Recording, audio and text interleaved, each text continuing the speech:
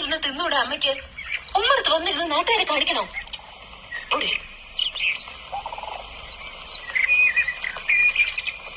ഏയ് ഭാവന, ഭാവന ഒന്നിങ്ങോട്ട് വന്നേ.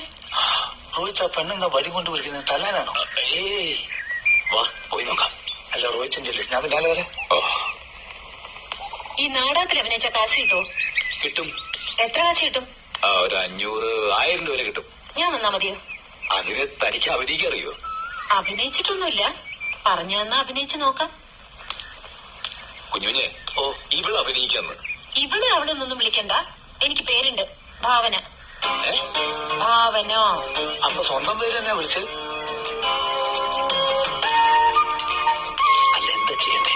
കാഴ്ചക്ക് കൊള്ളാം, നല്ല ആത്മവിശ്വാസമുള്ള മുഖം. പക്ഷെ കയ്യിലെടുപ്പത്തിൽ പെശകാന്നാ തോന്നണല്ലേ? കയ്യിലെടുപ്പ് എന്തായാലും എന്താ, നമുക്ക് അഭിനയം പോലെ നയത്തിൽ നിന്ന് പറഞ്ഞു കൊടുത്ത് ചെയ്യിക്കുന്ന കാര്യം ഞാൻ ഏറ്റു.